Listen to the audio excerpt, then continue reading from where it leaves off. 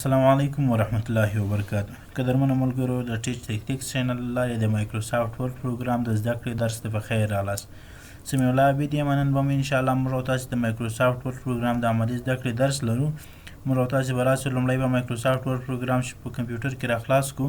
کله چې موږ کمپیوټر کې راخلاص کړو نو موږ تاسو ریسټریکټ ایډیټینګ د په کلیک کوو. دلته موږ تاسو مختلف څلور ډوله کوډونه ورکولی شو. لومړی به راسئ همدغه دوه ټیک مارکه چې دی دا دوه ټیک مارکه به ولګوئ او دې ځای ته به راسئ. دلته موږ څو ډوله کوډونه لرو. لومړی کوډ یې ټریک چینج ده. موږ دلته ټریک چینج ته کوډ ورکولی شو. زه لومړی راځم دلته ریویو ته به راسئ. ټریک چینج به فعاله کړئ. ټریک چینج چې مو کله فعاله کړئ ټریک چینج اوس موږ تاسو په دې ډاکومنټ کې هر څوک تغییر راولي نو موږ تاسو ته دلته ښودل کېږي.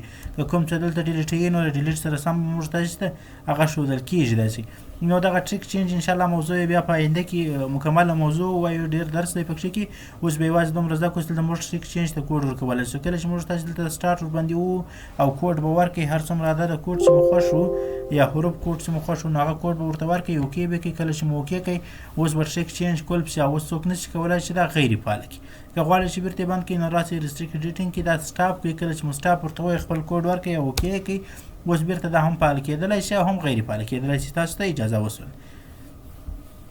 بل ډول د کوډ یې کمنټس دی. کله چې موږ کمنټ انتخاب کول ته کوډ ورکړو نو بیا موږ ستاسو په دې ډاکومنټ کې کوم تغییر نه راځي. یوازې کمنټ په پکښې کې کېدلی شي.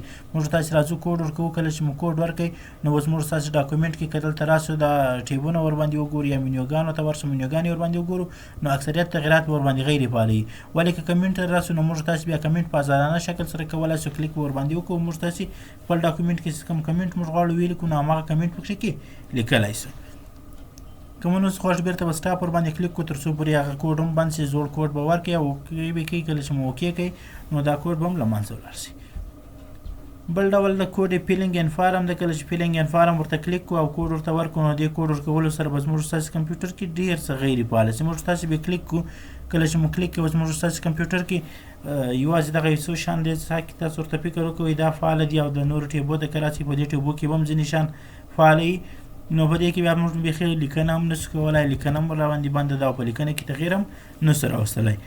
بیرته دا سټاپ کوو. کله چې مو سټاپ کوئ وروستنی شکل یې موږ ته راځو نو چینج ورته انتخابوو. کله چې موږ تاسې نو چینج ورته انتخاب کړو نو دا بیا تر فیلینګ څخه یو څه سهولت لري او تر هغه یو څه ډېر اپشنونه پکښې کې فعاله وي. کله چې موږ تاسې دا کلیک کړو او اوکې کړو پاسورډ ورکړو اوکې کړو نو اوکې کولو سره به موږ تاسې ته دلته ځینې اپشنونه اوس فعاله راشي. مخکې دغه اپشنونه غیر فعاله اوس به فعاله وي. دلته فرض که هم ته راځئ دغه د فایند او ریپلیس اپشنونه چې مخکې غیر فعاله اوس به دا پکښې کې فعاله وي. نو دلته موږ څلور ډوله کوډ لرو. له دې کوډو څخه چې مو هر یو خوښ وي ټریک چینج ته کوډ ورکوئ، کمنټس ته کوډ ورکوئ چې یوازې کمنټونه بیا پکښې کې لیکل کېږي، فیلینګ کوډ ورکوئ چې دا بیا هېڅ هم نه پکښې کې لیکل کېږي او اپشنونه به هم ټول ورباندې غیر فعاله وي.